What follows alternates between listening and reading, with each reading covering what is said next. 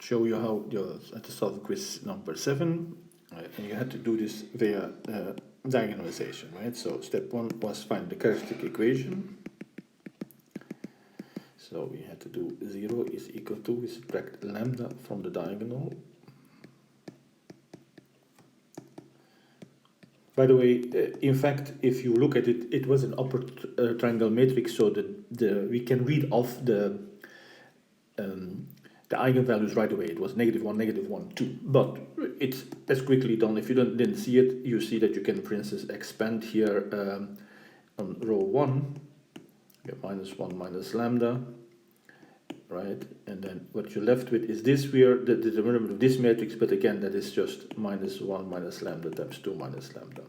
Okay, so this means that lambda is -1. Be careful, right, with all the negative signs. So and the same here, so we get twice this root, and the other one is lambda equals 2. As I said, you read them off from the diagonal elements.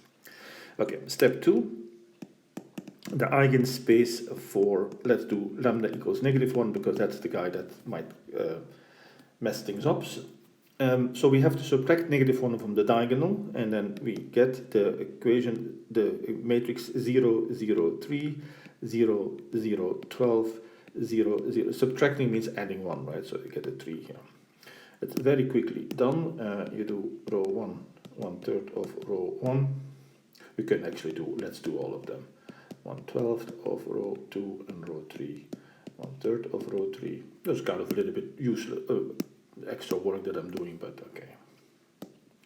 0, 0, 1, 0, 0, 1, 0, 0, 1, and it's now clear that we're going to give 2 more 0 rows. What we needed 2 free variables, so we do R2 minus R1, and the same for row 3.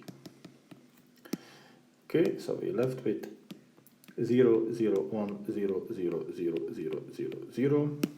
This means that we have a pivot variable x3 and 2 free variables x1 and x2. They are free, and so we're going to get a basis that we need, x1, x2, x3. From this we see that x1 is the free variables are equal to itself, and x3 is equal to 0. So we get x1 times 1, 0, 0 plus x2 0, 1, 0. So two very easy basis eigenvectors. Okay, step. We do the same now for eigenvalue 2, right? Yeah. Eigenspace for lambda equals 2. So now we have to subtract 2 from the diagonal. We get -3, 0, 3, 0, -3, 12, and 0, 0, 0. Okay, again, numbers are nice, so we can divide by -1/3 in both. And we're left with 1, 0, -1, 0, 1, -4, and that's already 0, which I'm not going to write anymore, and everything is already in row echelon form, reduced echelon form. These are the 2 pivot variables, x1 and x2, so, and 1 free variable, x3, so we can write x1, x2, x3. From the first equation, see that x1 is actually equal to x3, x2 is equal to 4 times x3, and x3 is just itself. So we get x3, 1, 4, 1. Okay, so this gives us step 3. We have P. P is just the matrix formed by these 3 basis vectors.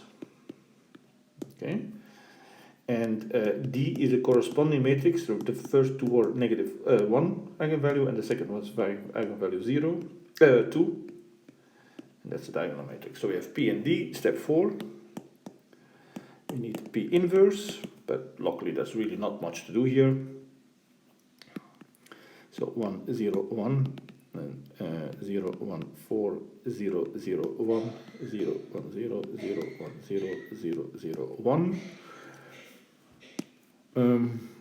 Let's see. Oh, we are already in echelon form. We just need to reduce echelon form, so we're gonna use this pivot to get these two guys 0. So row 1 is row 1 minus row 3, and row 2 is row 2 minus 4 times row 3.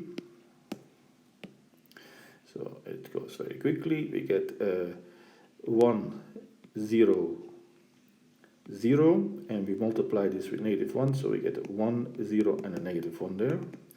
And this one we get a 0 there, and then we multiply this with -4 and add it, so we get a 0, 1, and -4, and finally the last one is just copied. So this is P inverse. You can check that this now does what we need to do. In other words, it's the inverse of the previous one. So we remember, so we know that D is equal to P inverse AP. So this tells me, so step 5, that A is equal to P dP inverse P, and therefore A to the 5th, that was a question, right? Yeah, A to the 5th. A to the 5th is P D to the 5th P inverse. But what is the 5th power of the, so D to the 5th is -1 to the power 5th, that is -1 is once again 0, 0, 0, -1, 0, 0, 0, and that of course becomes 32. Okay, so A to the 5th is equal to P, where was my P here? No, not copy it, wrong. 1, 0, 1, 0, 1, 4, 0, 0, 1. Then we get our diagonal matrix, -1, 0, 0, 0, -1, 0, 0, 0, or rather the 5th power of it.